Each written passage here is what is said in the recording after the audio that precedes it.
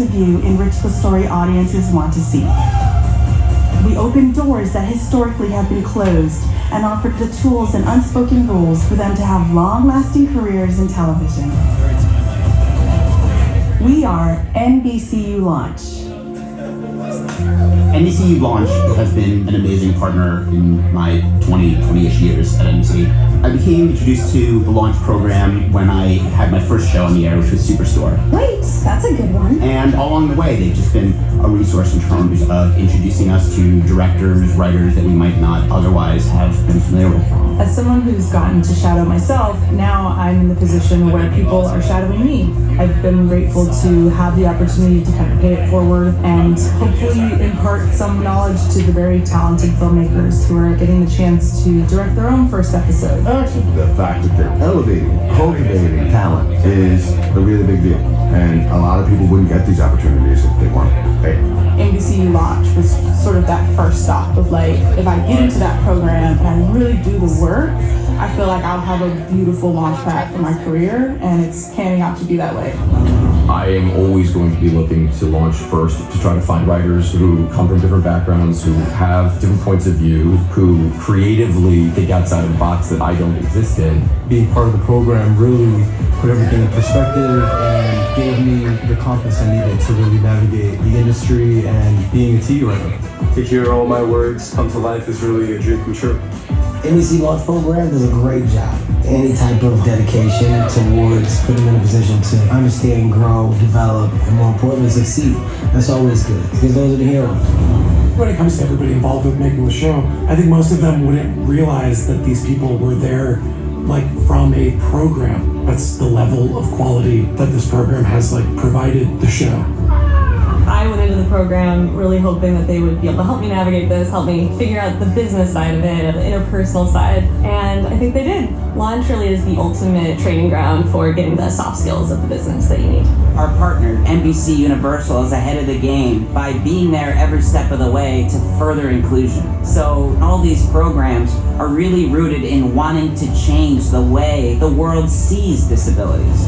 Through this partnership with NBC, we've been able to place students on productions like Bel Air, Ted, based on a true story, Suits LA, and Happy's Place. So we're really committed to helping facilitate the extra support that students need to be successful.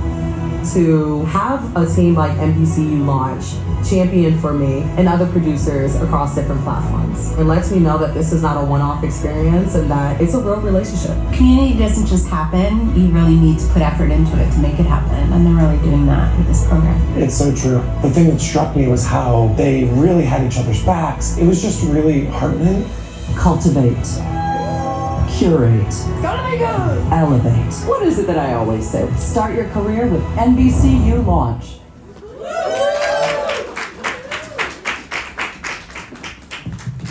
Please welcome to the stage our moderator, Executive Vice President of TV Programming, Diversity, Equity, and Inclusion at NBCUniversal, Jeanne Mau.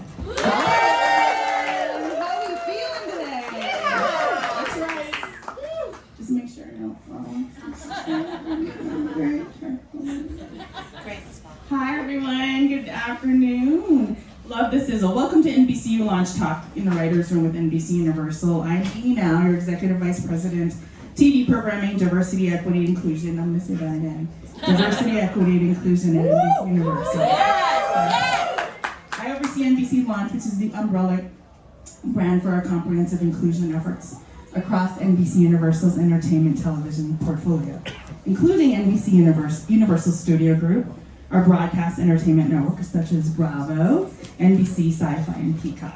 As you saw in our sizzle, what we do is we really provide access and opportunity to talent, any and all talent at any point in their careers, across scripted, unscripted, and late night. Today, we're here to pull back the curtain on some phenomenal stories around the folks that work and create stories for all of you. Please join me in welcoming, so I'm not going to go through their credits because you won't have time for Q&A because it's long. Nahnatchka Khan, showrunner, executive producer, and director for Peacock Slate, starring Stephanie Shu. Ria Sardana, executive story editor for Blade. Arika, Lisanne, Mittman, creator our creator, showrunner and executive producer for NBC's The Irrational, starring Jesse L. Martin. And finally, last but not least, our phenomenal Tommar Wilson, staff writer on The Irrational and alum of our TV Writers Program. Before we get started, and some of you might be unfamiliar, it's okay, we're going to show you a clip from both of the shows we're talking about. We all play different roles in life. My role is about using knowledge to make the world a better place. People are irrational. I'm into it. It takes years of study to predict human behavior. We're very good at what we do.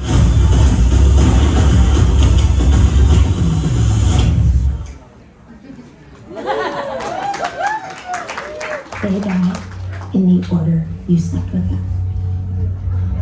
No.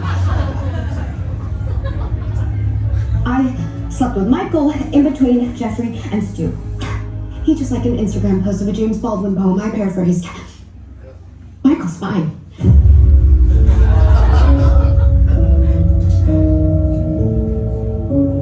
That's sex. My vagina is killing me.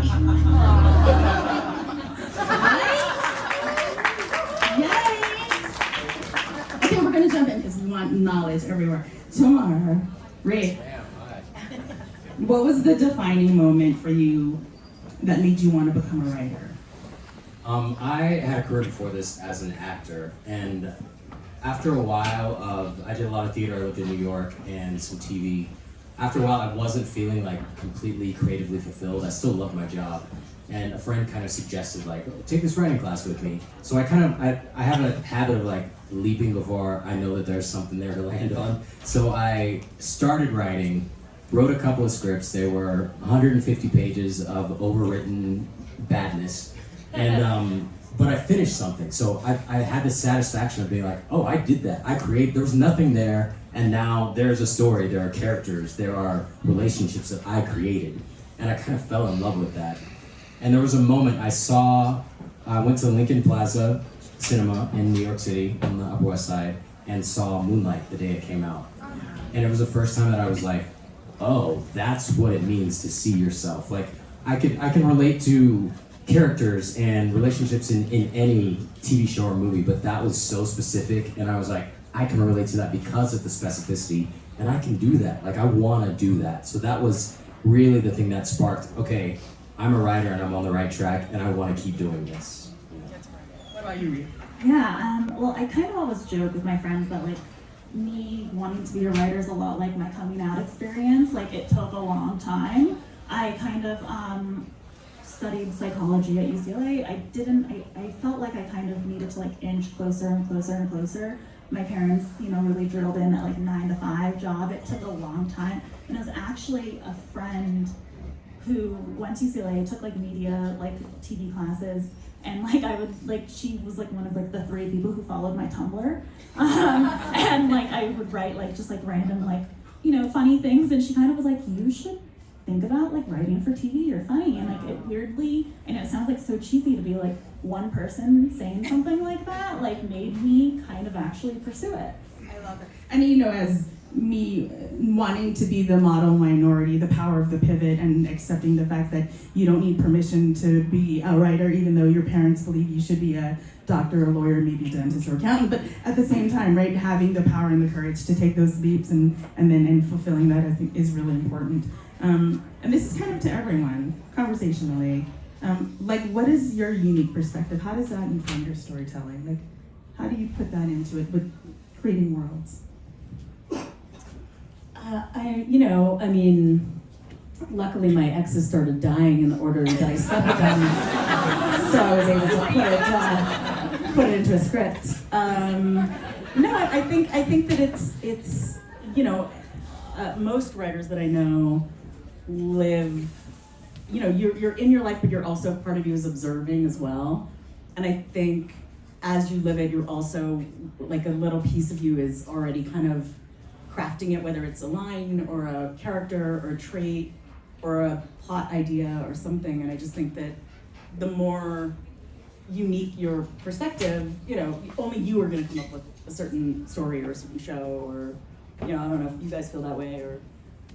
Yeah, I mean, I feel like I've gotten lucky with a lot of the rooms I've been in. There's been a lot of things to kind of like grasp onto, and things like ways I can kind of, you know, put my experiences in. Just coincidentally, my ex has also started dying, and that's why I was like, Notch, you have to hire me on the show. But no, like, I do think that like Stephanie's character is like the same age as me. I felt like even though her, you know, the situation that she's in, all of her exes are dying, it's a very crazy situation. But weirdly enough, like if you bear with me for a second, it's not too dissimilar to like how I feel like a lot of millennials are feeling with like the world's on fire, everything's going crazy. And you're also like, but also I want to get married, you know, and you're trying to like navigate, how do I do both? How do I try to fix things in the world, and how do I also want to do those things? And I felt like that was kind of my mind's like, you know, finding the things that are relatable for me and putting that into the room. Yeah, I love that. Arika? Well, what I will say is, you know, growing up as a gay woman, you know, of a certain age, I did not see a lot of characters who were like me on the TV screen when I was growing up. And so now I'm very conscious to create characters that represent the diversity of the world we're in. You know, I mean, Alec is a Black scientist, you know, and whenever we create new characters, there's always the opportunity to say, hey, could that character be non-binary? Could that character be a woman? Could that character be, you know, and so on and so forth. And it doesn't have to be a story point. In fact, sometimes it's better when it's not, and you're just filling out the world with people that are representative so that other people, you know, young people like my own kids can see themselves, you know, on screen. I love that. And then tell me a little bit, maybe stick on you, Arika, about kind of the themes around Black male mental health and how you unravel that, right? Coming from trauma and using that as part of his superhero power to be able to solve crimes through the psychology of behavior, right? Sure. I mean, mental health, I think, you know, we've all been through so many collective traumas that, I mean, you know, it's true of everybody. We've all been through COVID, and we've been through strikes, and we've been through fires. And like, you know, there's just like, you know, there's collective trauma that's affecting all of our mental health right now. And of course, that I think is going to be, anything that is felt by the majority is going to be felt even more acutely by minorities. And what I'll say about Alec is that he is a behavioral psychologist, right? He studies behavioral psychology. He knows all about the irrationalities of human beings, but he's not exempt. Like, he doesn't perceive himself to be superior to everyone else. Whenever we utilize this character and he talks about human nature, he always says we, not, you know, not people do this. He says we do this, because he is subject to the same, you know, to the same traumas, to the same, you know, irrationalities as everybody else. And so we try to keep him a relatable character that way, in that he has his own inner demons also. I love that. Okay, I'm gonna pivot a little bit. As showrunners, Nahnatchka and Arika, like, you're responsible for being the leads in the room. How do you determine and what are you looking for when you're hiring a writer? The baseline is obviously they can write. You take the meeting, what is it that you're looking for? What are the things that you're looking for from a value add that's gonna be like, I need her to be in this room because she's gonna be able to do what? I think, you know, every room is different because every project is different. And as you say, obviously they have to be great writers. And then it's a little bit like, I often equate it to like kind of putting together a band. You know, like you don't want only guitar players.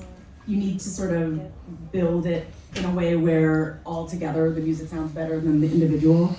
And I think that's what I'm sort of looking for. So that's kind of in the back of my mind what I have. And it's like, okay, you know, depending on your budget and how many writers you can get, you want to make sure that you are hitting all the notes that you need to hit. Yeah, I'd agree with that 100%. I'm always looking for diversity, but when I say that, I don't just mean, I mean including race, but not just race. Diversity of age, diversity of gender, diversity of life experience, diversity of socioeconomic status. I'm looking for all different types and writing experience also, right? I'm looking for, for this show, for instance, I want somebody who's written 110 procedural episodes of TV and knows exactly what those stories look like and what they should be, because when we're on deadline, like, we need somebody who just knows how to pull a story out of their ass and says, yeah, this is one of those. But I'm also looking for someone who writes character and who's never written a procedural before in their life. I want that too, because that person is going to raise their hand and come up with the surprise pitch at the end of Act 4 that none of us saw coming, because, they haven't written this same thing 100 times. So we kind of know, oh yeah, so where that goes is the second body drops here, and like, you want those surprises, you want those things that are unexpected and the things that make the show different. And those writers are going to give you, what if this happens? And you're like, okay, I would have never thought of that, but that's awesome. Thank you. So I love that, having that fresh perspective and not having 10 writers in the room that have all done the same thing and have that. I mean, Tommar, you can speak to that, because that hasn't been your world in terms of starting your career doing something different, and now you're a real writer. A real writer. He's a real boy. Yeah, it's kind of amazing. One of the things I love about the Irrational room is there are a lot of upper levels who have done this for years, and then me, the only show I did before this was a streamer that didn't get made for Netflix. So watching all of those writers pitch stories and pitch like, oh, this is how this goes, they can sit there for 10 minutes and Arika can be like, okay, this is the basic shape of this story. And I'm like, how did she do that in 5 minutes? That's amazing. I would never, and I'm taking notes, like trying to keep up. So yeah, I've learned so much just from her and from the upper level writers in our room. So that's speaking of running a room and making sure the train's going where it needs to go, and Nahnatchka and Arika, what's a day in the life as a showrunner? Because you're not in the room the whole day. What are you doing? What are you doing? What's your day? Well, I'm here right now. Thank you. Yeah, so happy to be here. It depends on the day, honestly. I think once you start production, things get crazy once you're actually shooting. So you're in the writer's room, you're involved with casting, you're going over budgets, you're going over production schedules. If you direct as well, then you're meeting with your AD, you're in the scout van, you're meeting with your DP. Every detail is important, because that's the show, and it's basically stops with you. So if something's wrong, there's no, you can't turn, there is no wizard behind you, it's just you. So I think it's pretty chaotic and it's pretty all the time, but it's also quite satisfying and fulfilling. Yeah, I love what I do, and as a result of all of that, I think you have to be a very organized, structured person. Fortunately, I'm those things to a distinct fault, but you have to, at least for network television, they don't give you, sometimes on the streamers, it works like a movie where they write it and then they produce it and then they do post-production. We don't have that in broadcast. We're writing and we're in production and we're in post all at the same time. And so I'm kind of I'm in prep, I'm in production, I'm in post-production, and the writer's room all at once. And so it kind of looks like usually, first thing in the morning, I'm going into the edit bay and looking at our latest cuts and giving notes to the editors. Then I'm going into the writer's room at 10, making sure they've got their questions answered and got direction, because as she said, the buck stops here. The writer's room will keep spinning on things until I'm able to weigh in and say, yes, go that direction, no, don't go that direction, keep going with that, that's great. And then at lunch, I'm usually back on the Evercast in post, things like that, or watching casting tapes, working in the prep meetings. And then by the end of the day, I'm back in the room, checking what the progress was that day, giving more direction for the next day, and then I'm coming home, I'm reading scripts, I'm giving notes on scripts, doing all of that, in the evening hours and all the other stuff.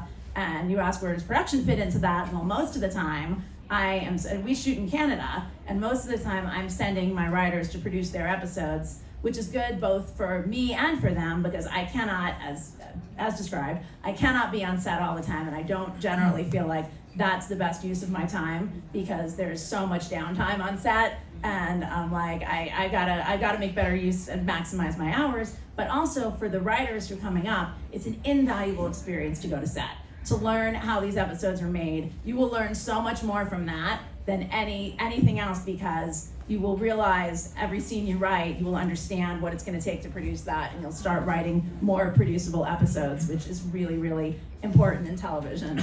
And so it's a great learning experience for them to go to set. They can always reach me. I'm always connected to set, but I'm not always physically on set, so I can do all the other stuff. Thank you for sending your writers to set, because that's an optional thing. It costs money, but what it does, it sets these young writers up to be more proficient and successful showrunners when they do get a seat at the table, because there are many writers who are now executive producers that haven't spent as much time on set as they should have to learn the ins and outs of what production looks like and the culture there. So thank you for doing that, because like I said, it's optional and it shouldn't be optional. You also get a lot less exterior nights in the woods when you do that. It's going to be night in the woods. You? See you later. So you save money there. After my first exterior night in the woods episode, my next episode was like, oh, this is all gonna be set inside a hotel. It's amazing. Okay, Tommar, tell us, like, you're not starting out in your career, but you've been working not as long as these wonderful women here, but like, how do you show up in a room as we call them, baby writers? Like, how do you show up in a room? When do you pitch? When do you speak up? When do you find the courage to find ways to contribute in a way that is going to be additive to the show? Yeah, so I was really lucky enough to be Notch's assistant on Fresh Off the Boat. Thank you, Ria. Yes. And so as a result of that, I kind of, first of all, was able to be in the room sometimes, and then especially when I was like a writer's assistant and script coordinator, and it was so valuable to just see how the other writers, especially the more seasoned writers, pitch and how they word things and when they talk and when they don't, and also how do they pitch when you're trying to kind of if something's not working and you don't want to just shoot something down, what do you say that kind of isn't going to insult anyone, but is also additive, and you kind of you learn that it's okay, if you're going to be hey, this doesn't work, you have to give another thing that could work. And so I think the other writers in the room were super, super important to learn from. And as far as when to pitch and everything, I think that was I think one of the biggest lessons I learned was actually from one of the writers on Fresh Off the Boat, Rachna, who I was stressing out about something one day, and she was just in the nicest way possible, she's no one's thinking about you at the end of the day. No one's thinking about you because they're all doing what you're doing right now, which is stressing about what they said. And so I think that really helped, getting the confidence to then just go and pitch when you felt it was right. And then the more confidence I got, I feel the more I was able to kind of suss out when to, and really kind of just, I think I started out doing a little bit more just joke pitches and kind of just let the more experienced people do the heavy hitting, and then kind of as I get more experience, kind of go in there and kind of help them go through the weeds and kind of fix things. But it was so, yeah, it was just super valuable. The whole room is so talented, and Notch included, and that was great. I had the opposite experience. My first time in a writer's room was my first day working as a staff writer. I wasn't an assistant. I didn't come up, so I didn't know what that experience was. So it took me weeks to feel comfortable pitching in the room, because I would sit at my computer, I'd take notes, and somebody'd say something, I'd look at, what does that mean? I don't know all this FBI procedural stuff, and then I would lose what they said, and I was like, okay, you're doing too much. Just sit back, listen, figure it out, find your in. And it was kind of the same thing. I'd throw out a bad pitch, and then the rest of the day I'd be like, why did I say that? And then meanwhile, they're thinking about their pitches, nobody remembers that. And so I just started to find my way to pitch. Character was what I felt was my way in. So I would jump on other people's pitches as they came up with something. I'd be oh, and then they can do this, that's great, and kind of add on. And that was the first way in, and then I kind of found my style of pitching. I'm not the kind of pitcher that can come up with a whole episode in 5 minutes, be okay, I solved it. But when problems come up, I could sit there and be like, okay, let me try to solve this while they're talking about that thing, and then I could throw out a pitch for that. So it's kind of finding where you can fit in. It's almost like getting out of your head to get back into your head, right? And then being vulnerable, being okay, saying things that might not land. I think it's really important. Can we go back to you, Ria, just talk about the value of allyship and mentorship, like how important that is in a business that can be rough, right? Yeah, I mean, I feel like I struck the lottery with like, everyone was always like, you were in the nicest room possible and like worked for someone who like actually promotes and like, bring people up. And that was super important. I think and not just that, being Nahnatchka's assistant, like literally was like grad school for TV writing. I didn't go to school for writing. And so I was like, got to be on notes calls for like just the writing, like just before even pre-production and pre-production, production, post-production. And I got to like kind of just like learn everything and kind of even ask questions, sometimes being like, hey, what is that? And it was just super, I feel like it was, I feel like I got like 7 years of knowledge in just like 2 years. And it was super, super valuable. I would just say that when Ria was like, no one's thinking about what I said, I was thinking like, where is my suit that I ordered for lunch that has not arrived? And where is my assistant? Yeah, but Ria's amazing. I just want to, like, she's very humble and kind, but she's here because she's so talented and she's an amazing writer.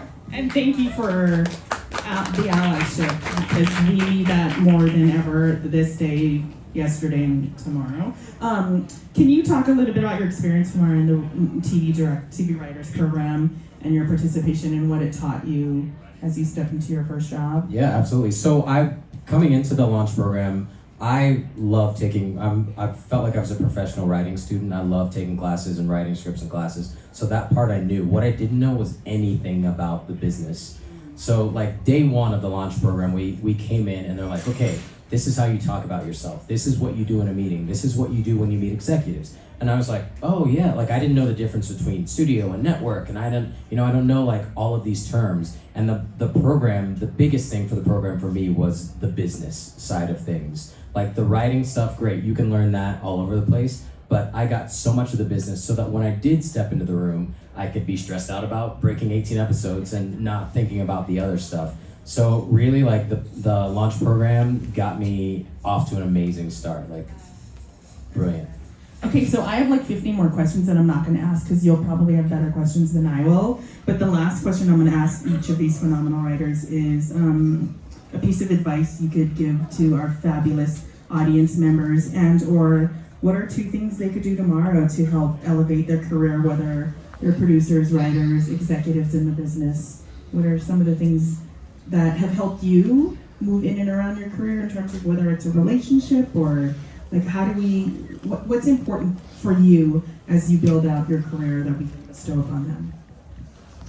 I mean, I would just say to continue in, creating and writing or making content. And I think stuff that, not paying too much attention to what people are telling you is selling or is hot or people want, but rather stuff that matters to you, stuff that makes you laugh, stuff that's important.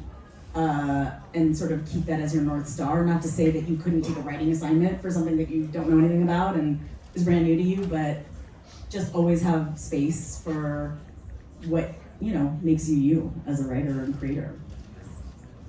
I feel like for me, one thing that I think that was like super important, is to really just like find interest outside of writing. I think I got really like stressed out within writing and then in rooms. I think sometimes I found it super valuable to kind of come in and be like, talk about like a pottery class that I did. And you're kind of, and it kind of makes you kind of come in with new life experiences and like adds value. But I think it kind of helped me get out of my head to like we were saying, get back into it and like find new things to write about and new perspectives.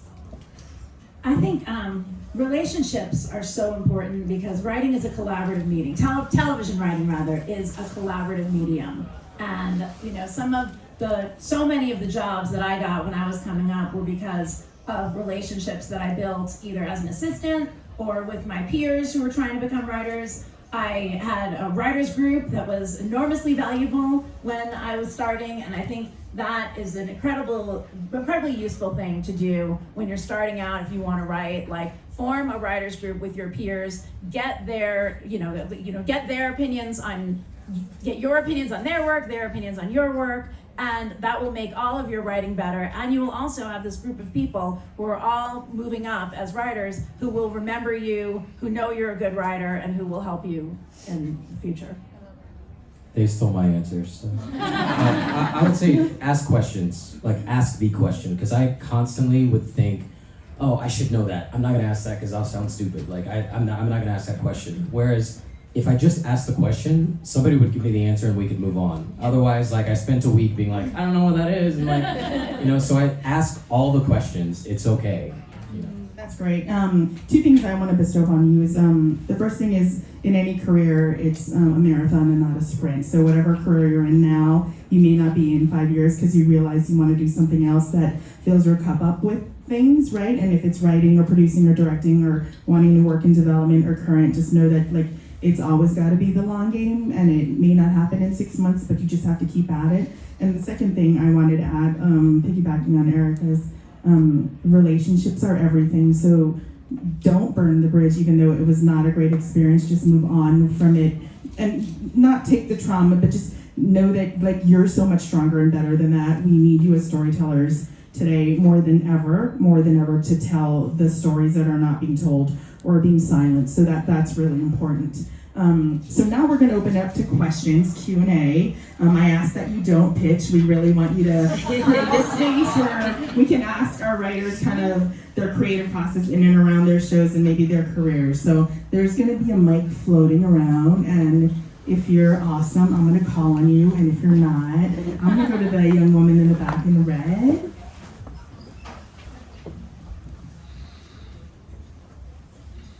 Hi, my name is Sanjui. I'm a writer, director, both in TV and film. I have a question about starting out a writer's room. How do you go about selecting, these young writers, sort of managing their styles? Maybe somebody's comedic, maybe somebody is more dramatic, or even their levels, baby writers versus mid-level versus senior writers, and then also just like the balance of like maybe you want like a poet in there, because I don't know, I'm just curious to hear like what are your instincts about picking the writer's room, and maybe from a specific example like your last show. Thank you. I would love to hire a poet, first of all. Amazing. That sounds great. Well, for Laid specifically, it's a dark comedy. It is a mystery. So there is that sort of element of like people are dying and we have to sort of figure out her sex timeline and what the mystery is and how it's all connected. So putting together that room was kind of like I was mentioning earlier, it's like the idea of, okay, you want somebody with sort of true crime experience, somebody who loves that world and that's, they can reference things that I don't know about. You want people who are really into the sort of dark comedy space, where everything is sort of, nothing can be off limits because this is the kind of show we're doing. It's not a safe show. It is for a streamer. So, you want somebody with the confidence there. And then it's just a matter of building, the personalities. And if there will be conflicts, people will not agree on story. There's 1,000 ways to tell a story. You have to sort of decide and pick a lane. Not to say you can't be, bumped off of it if something's not working. So to stay open-minded, but I think, you just have to kind of make sure, like Arika was saying earlier, like to check in, not let stuff go down a little too, go down the road too long without you, and kind of just manage and make sure that you know the show that you're creating. I think that's really important. On the Irrational, we were looking for, we had like a whole grid, because we had like 300 submissions of writers, for like 8 or something slots, and so we had a whole grid of like, check, obviously we want everybody to be a good writer, and we want everybody to be like someone, from your meeting, you want the vibe of somebody we want in the room, like someone, sort of who seems flexible and fun and, like full of ideas. So that's kind of a prerequisite for everybody. But then we were looking for, okay, does somebody have some specialization in psychology? Somebody have some background in this world that we want, behavioral economics? I definitely wanted people with some of that sciencey background that most typical writers don't have. I definitely wanted to make sure that we had Black writers in the room because we had number 1, 2, and 3 in our cast are Black. So we wanted to make sure that we had that, representation in the room. I wanted to make sure that we had other writers in the room who looked like some of the characters. And, and again, background in procedural writing and no background at all in procedural writing because I wanted both. I wanted that mix. I wanted that range. I love that. Next question. Hi, I'm with the gentleman in the front, second row. Okay. So, hi, my name. Oh, do I need you? Get your mic. Okay. Hi, my name is Chris Gordon. Is it on? Okay. Hi, my name is Chris Gordon. I'm an actor writer. My question is kind of generalized for everybody. I know there are no mistakes and all that, but are there any perceived missteps in your journey to where you are right now that you feel that you've made in the past and what you've learned from them? Good question. No pressure. I'll answer that. I had come off a show, I'm not going to name any names on shows, but I had come off a show that I learned from some of the best showrunners, and as a result, it was my first experience showrunning. They had bumped me up, and everything went right. And it was I'm learning so much from this show. These people are the smartest people. We've got such great people working on it. And I went from that to my second showrunning experience, and only to come to find out, hey, it doesn't always work that way. And you're not always set up to succeed. And it was everything went wrong. And at first I was this is the biggest mistake of my career. But in some ways I felt afterwards, once I got through that, I was I think I learned more about showrunning from that, from the worst case scenario where everything went wrong than I did from the scenario where everything was kind of already set up for me to succeed. And so in that sense, there are no mistakes because even though it didn't go well, you're okay, note to self, never do that again, never do that again, never do that again. Yeah. So life lessons, right? Completely. Just off of that too, you do keep a running list in your mind, when you're writing on other people's shows, things that you like that they do and things that you would, if you got your shot, you would change. And I think that's important too, because the bad stuff is just as important as the good. That's right. Thank you. Oh my gosh, that row has a lot of questions. I'm gonna have to rock, paper, scissors. Not you, Sebastian, but you got it. Sebastian, not you.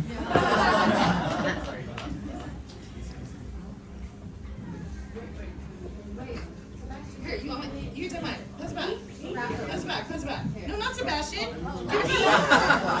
She's been very clear. Listen. I don't know if Sebastian at all. Hi, my name is Ria. Okay, perfect.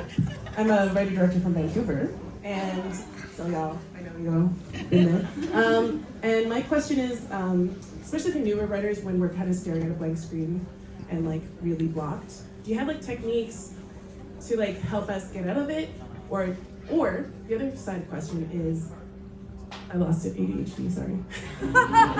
No, I know exactly what you're talking about. What I've learned recently in my new journey is that I need to step away sometimes, because sometimes I'll just sit there for days and nothing good comes out. Sometimes something gets on the screen and it's not good.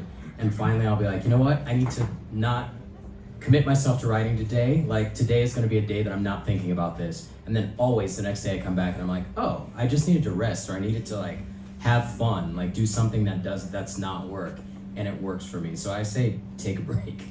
Yeah, I agree with that. And then off of that, another thing that sometimes helps me if I'm stuck on something is to watch something that is incredibly inspiring, or something that is in the vein of maybe that I want to write. And you can just say Forrest Gump. And it's always Forrest Gump. What I mean is, when you're stuck, watch Forrest Gump, and it will open every window and door for you. But yeah, I think that sometimes it really, helps me kind of like jog my brain, so then I can jog just like Forrest Gump in the movie. Next, I think I have room for two more, but I'll try and throw in three. I'm gonna go with the gentleman in the back right there. Wait, so, where's the mic? Do I need to pass it back?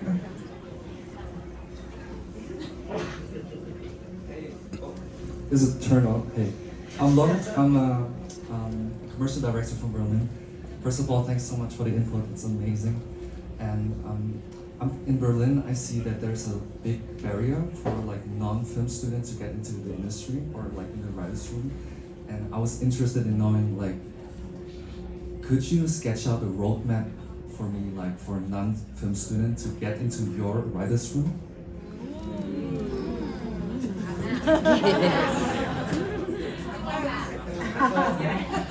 Are you a poet?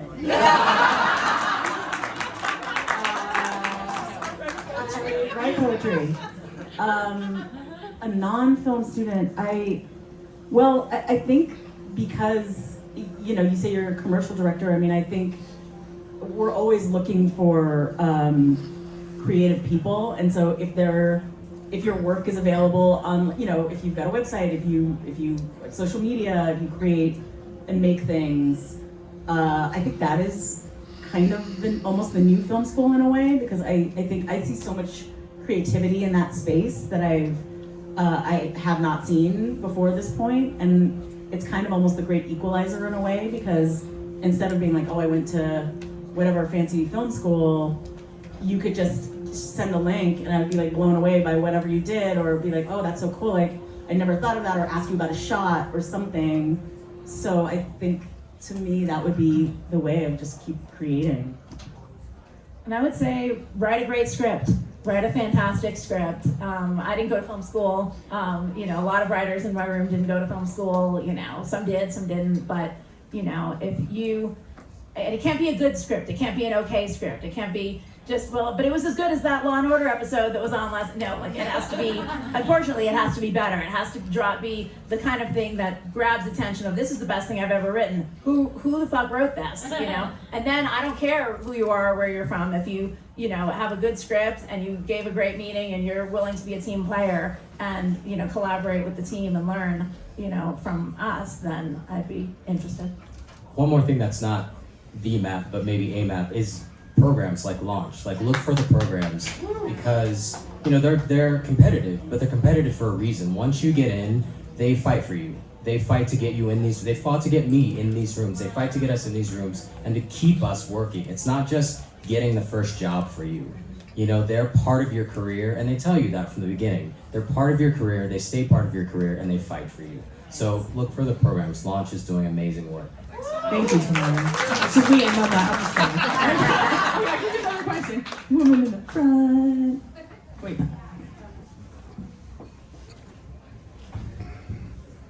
Aloha, my name is Pa'ilikeni. Kaniohe. Sorry. Oh, Jesus. So we're from Hawaii Women in Filmmaking, and we have this whole group right here. There's a lot of writing rooms that are writing about Hawaii that aren't in Hawaii, first and foremost, physically not located in Hawaii, and they're not filled with us.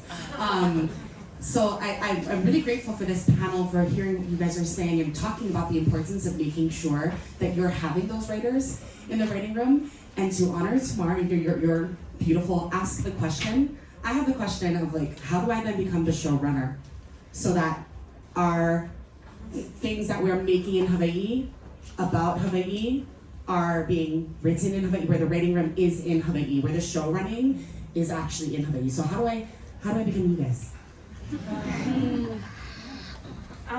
Well, the practical answer is nearly all the writers' rooms are in Los Angeles, because that's where the writers are, that's where the writers are based, and then you'd have to get the studio to pay to bring those writers to Hawaii, et cetera, et cetera. But practicalities aside, there are some writers who bring their writers' rooms to locations. But in terms of getting to be the showrunner, at least in my experience, I started out as a writer's assistant.